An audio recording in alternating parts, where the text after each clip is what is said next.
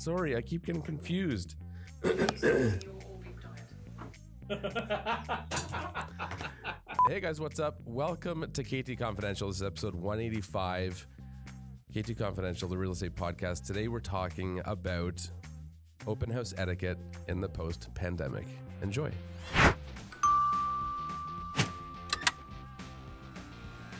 Welcome, KT Confidential, the real estate podcast. Welcome back. I was going to say the episode number. I'm not used to that, but we're not doing that. So we have to record a separate intro. On today's episode, we're going to jump right into it because we're short on time. Today's episode, the podcast topic is open house etiquette post-pandemic. And we have the privilege of a guest today, Steve Cecchetto, Realtor extraordinaire. Thanks for joining us. A privilege. Thank you for having me. Yeah. Ariel, welcome. Hi. Hello. So Steve, we had last minute, I heard a story. You had a busy open house this weekend. We thought it was appropriate to have you join us. Tell the audience about your experience. Mm-hmm. And I'm curious how it went. Well, before you hang on, let's preface before you get into it. This is now us dipping our toe in the water. Well, it's been 2.5 years. 2.5 years of not doing public open houses. Right. Only virtual. Facebook and Instagram have been kind to us during the pandemic and giving people virtual means to walk through the home, ask questions, whatever. But there's always that tangible aspect of being in a home, feeling it, smelling it, walking through it with your own eyes.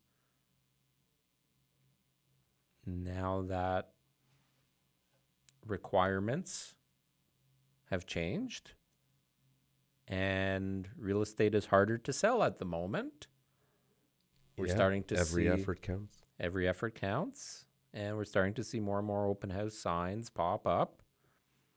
And I don't want to say it works for every property or it's necessary or any of that stuff. And some sellers might be more inclined to approve a public open house, and some sellers might not want it. And that's okay. And there were sellers before the pandemic that were against it. I knew people like that also. Didn't want random people walking through their house. And the virtuals worked really well. We've got very good traction out of it. So, dipping the toe in the water, we decided to hold a couple of open houses. Well, the first one we held was at a property I had listed. I believe it was the first since getting back to it. Property we had listed, and it was the client. Well, I hope you're not having open houses on just random homes. It was the client that insisted on it, and the reason was they were introduced to the house, which we actually listed back in the day when they bought it.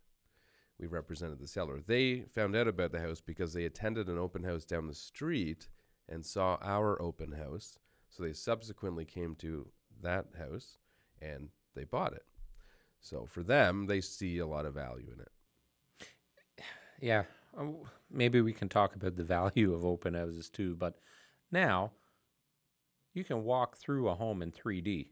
Like every single one of our homes has the brand is iGuide, and literally you can plop yourself into any home, any room, and walk around virtually on your screen at home. You can even put it up on your big screen TV. It's fantastic. Put it on VR goggles. Yeah, you can.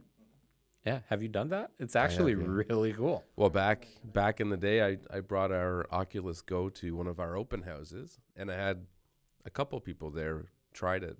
So I had it set up, and they were walking. Wait a minute, through. hang on, I'm confused. They're already in the house, but you tell them to put the...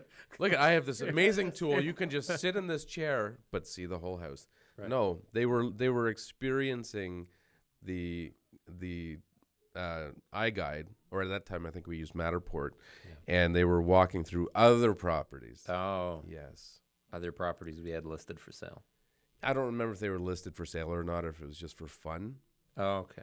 But nevertheless, It was well received. So Steve held one of our first open houses in this post-pandemic era. We've toyed around with the idea of making public open houses a thing again. We haven't had a team meeting. We haven't put any rules or regulations, so you were kind of winging it. So tell us the story. Tell us the feedback. For sure. And I think winging it is a good intro to the open house. Like, I wasn't sure, as I said, really what to expect. I mean, we didn't do a lot of promotion around it. The homeowners were fantastic. They were like, yeah, sure, if you want to do it. I mean, they didn't care either way. But it was a pretty unique property. Okay, so we thought it was important. And I mean, we paid a lot of money for the weather over the weekend. So it was important to kind of showcase that. You know, I got there maybe 5-10 minutes before, not thinking there would be anybody. Before I even opened the door, you know, cars are pulling up and people are starting to walk up. And I was like, oh shit, might actually get people here. So we did a significant number of people. I mean, we did it for 2 hours and we probably had 50 people walk through. And it was a steady stream, you know, it was a steady stream and not... Hot sunny day, beautiful lot, beautiful pool. And it was interesting because, you know, that was the path of people when they first came in. And unless I engaged them, if I wasn't talking to somebody else, they would beeline it right to the backyard. So the point about unique properties, I think they serve really well for open houses, you know, where people can come, they can experience. Yes, you can look at the house virtually, but, you know, standing in the environment, you're like, ooh, and that was the response we got. But it was good. I mean, people were engaged. I think there were some people that, you know, driving around on a Sunday, I've heard you guys refer to them as tire kickers, got a little bit of that, but overall it was good. You know, overall it was really good. Busy, which I didn't expect. So I'm really curious to know, because we didn't have any protocols. So if there's that many people going into the house,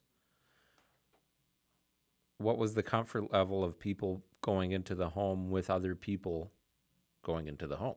Yeah, I got absolutely no pushback. There was, if we hadn't just come out of this pandemic, you would have never known something was going on. There was some people that were walking through with masks, which was fine. There was no judgment. There was nobody looking at them sideways.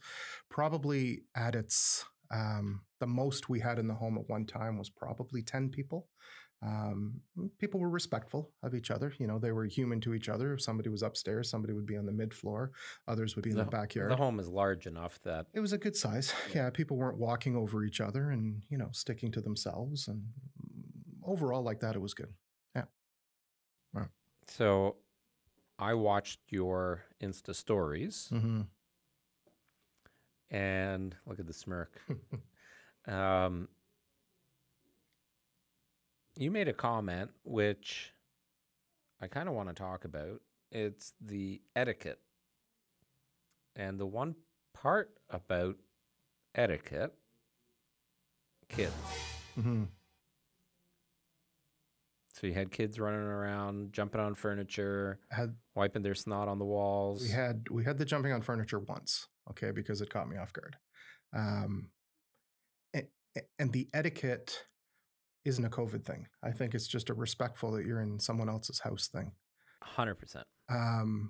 It was actually the second family that came in. Mom and dad, very nice. They spoke to me right away, but it was a free-for-all for the kids. Right. After they were talking to me, the kids ran right into the living room, which had a very nice white couch. And they started jumping on it. They were grabbing the pillows. And, you know, immediately I obviously said to the parents, you know, do you mind? And they grabbed the kids right away. There was no offense. They apologized. But the families that did come in, I would say 50% of them weren't monitoring their kids to the level I would expect in somebody else's home, including the backyard. Okay. Fine, you're jumping on a couch. Nobody did a cannonball.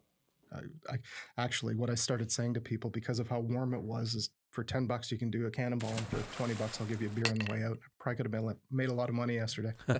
But you know, you have a home with a pool, and you're not watching your kids.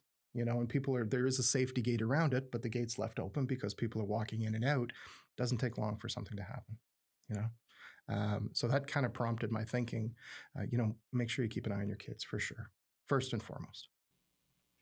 Yeah, I think you know, type of etiquette is, like you said, doesn't matter. Pandemic, not pandemic, COVID, no COVID. And it's people of all ages too, right? Like, For sure. how many times I've held an open house where somebody comes in eating a bagel and a coffee in hand. Like, come on. This is not a restaurant. This is somebody's home, right?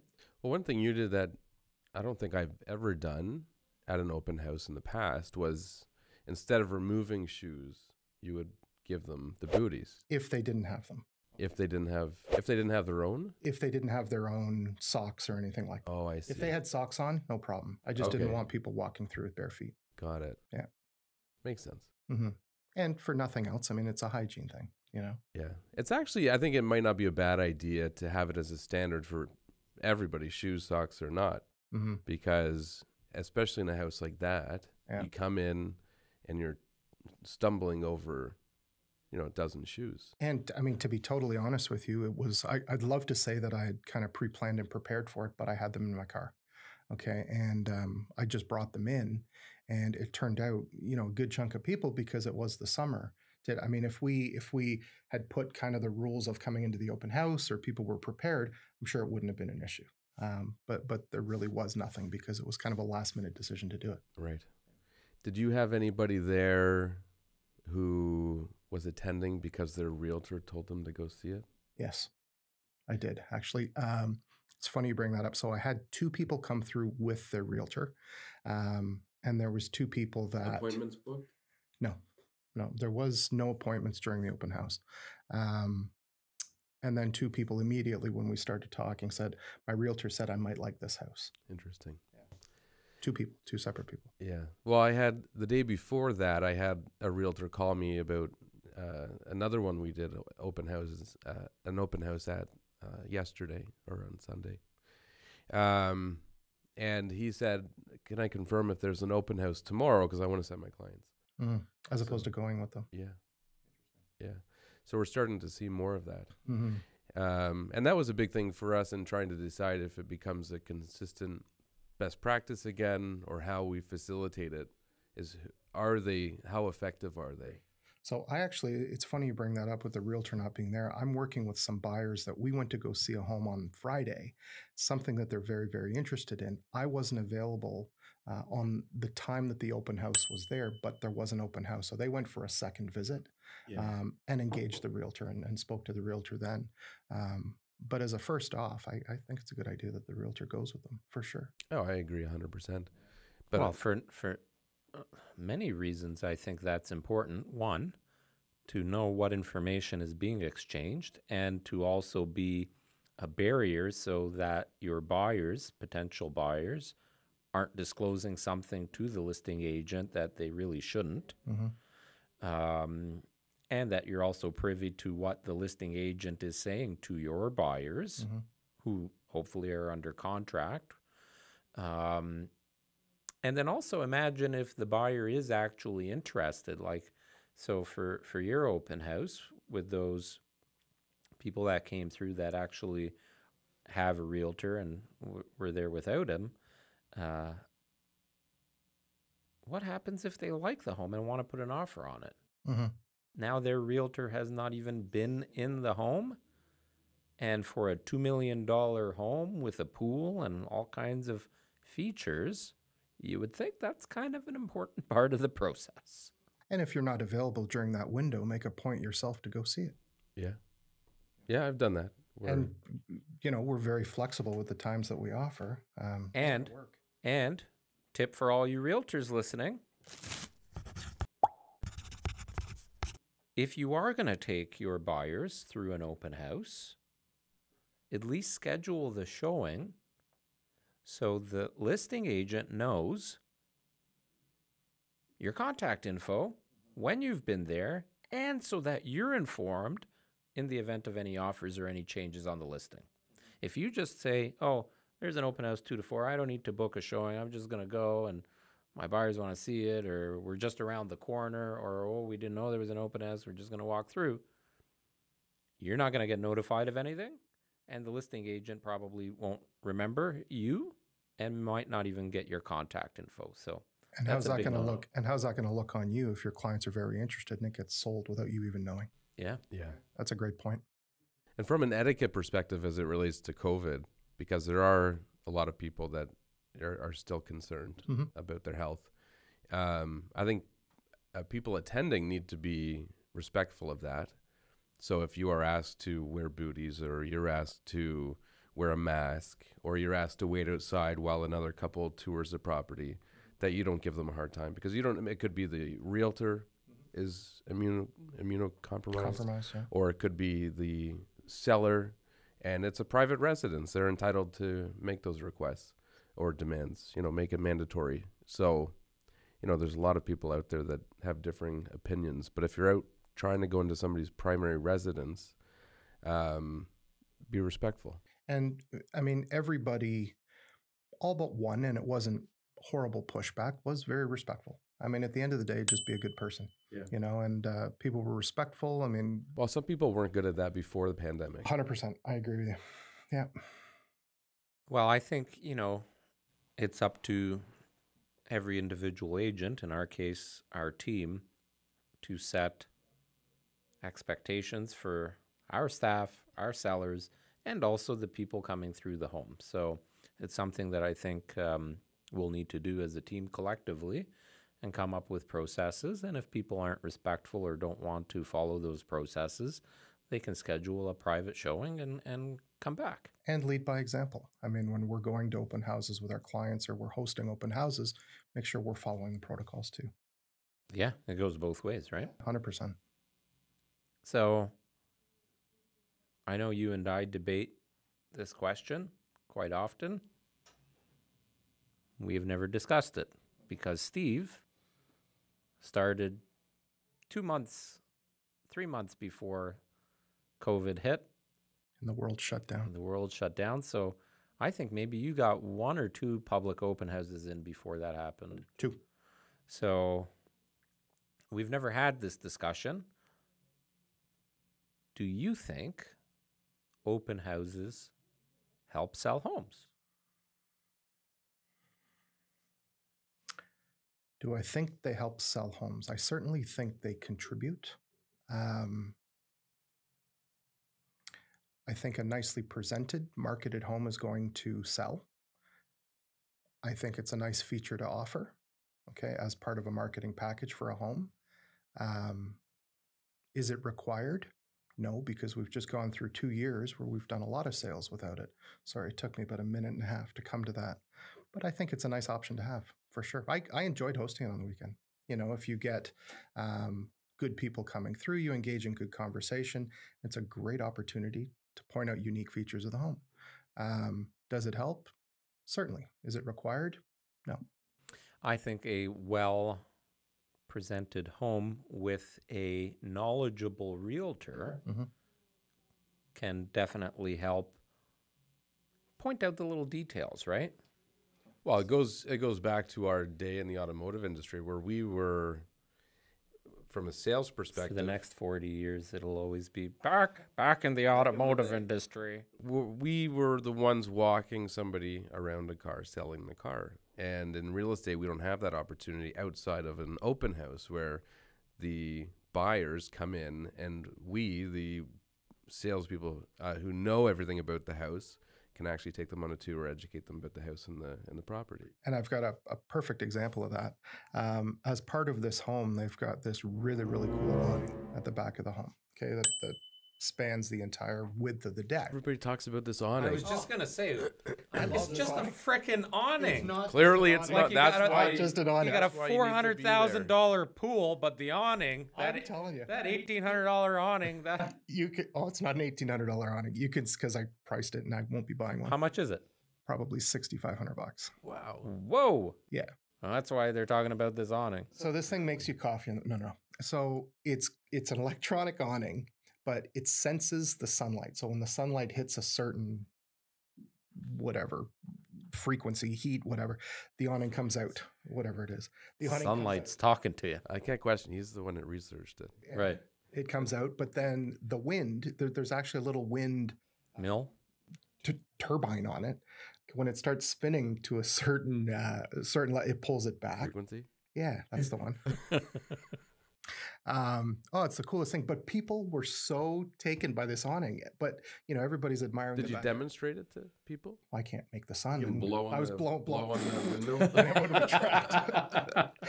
But it, like you spoke about, I mean, it's an opportunity to talk about something about the home, but also to engage people, right? So it starts with the, oh, wow, it's really, really cool. As they're looking at the back, you can see the pool, you can see the backyard, but unless this thing starts retracting on top of you, you can't really see it. So it's just an opportunity to engage people and start that conversation. You know, it's funny because, and maybe this is something we should think about in terms of marketing our properties, things that are tangible, now that we can touch things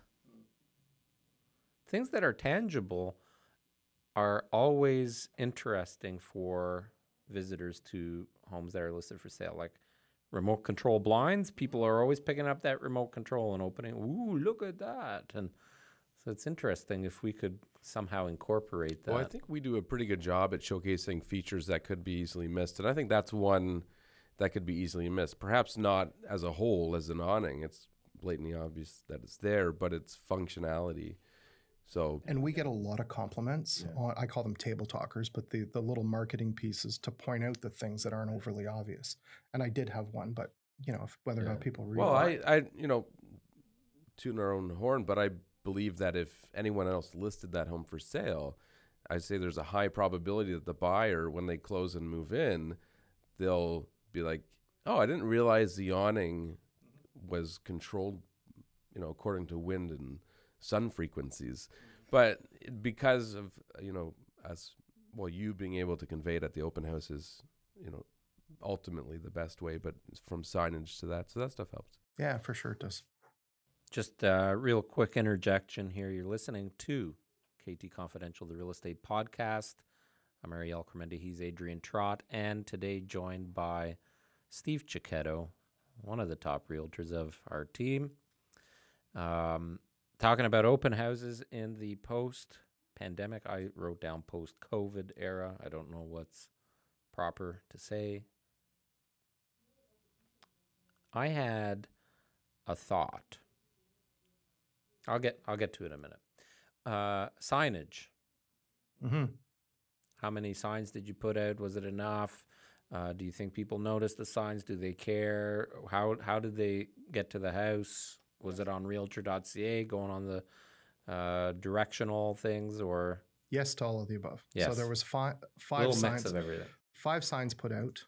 What I found very interesting, though, the majority of the signs, there was one sign that I put on the most major intersection close to the property, and there was probably 10 other realtor signs there. But that was it. You kind of get a direction of where it's going to go. And I followed some of them, maybe 2. The good ones had maybe 3. We had 5. Okay. So the 2 main arteries to the property, and then something guiding you in right to the home where I had an open house sign pointing at the home. I wonder if some people are putting signs up just for exposure.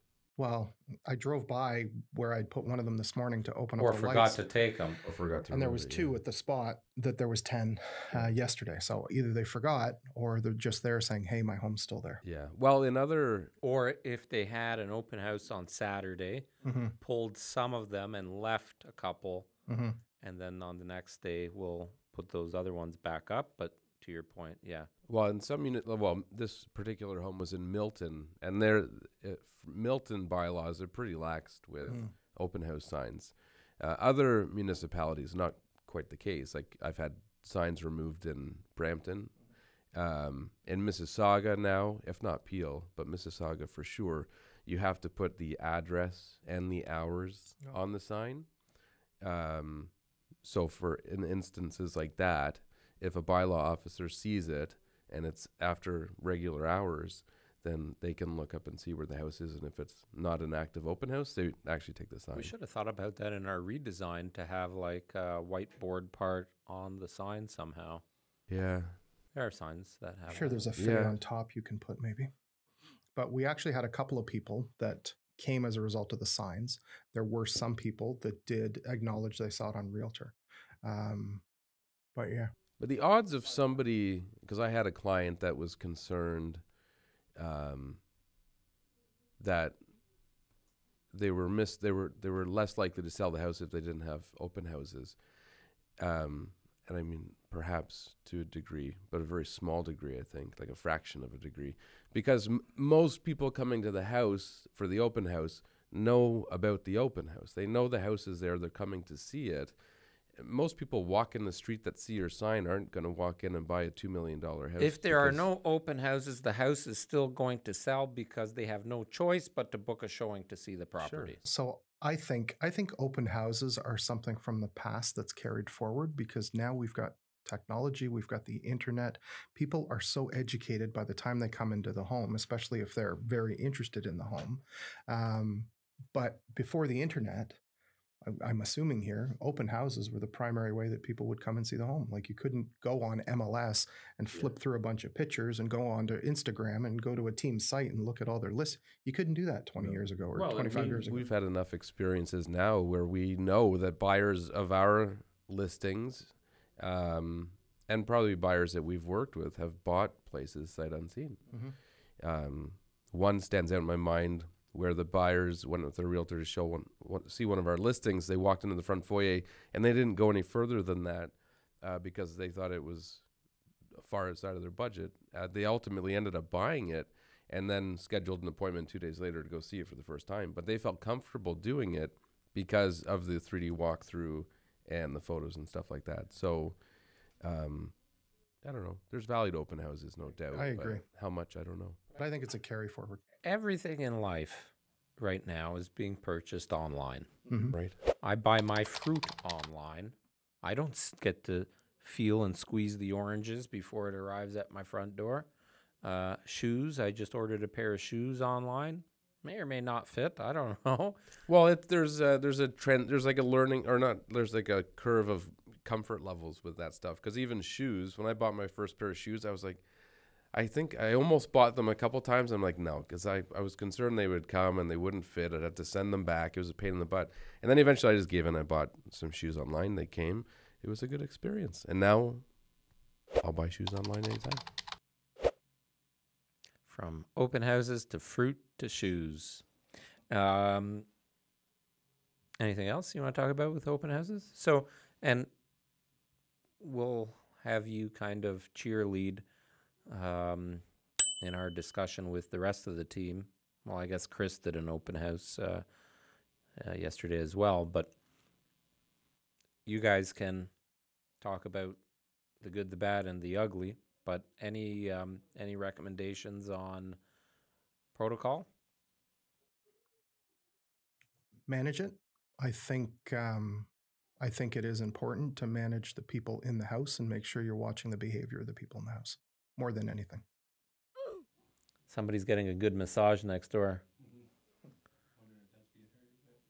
I don't know. I don't know if those of you listening or watching can hear what's coming through on our end here, but the walls are thin in this building, and next door, the unit next door has massage therapy in a room that is abutting our studio. So sometimes if somebody gets really excited, it can echo through. But I think we're going to wrap up the podcast anyway. Thanks for joining us, Steve. Pleasure. Thanks for having me. That's it.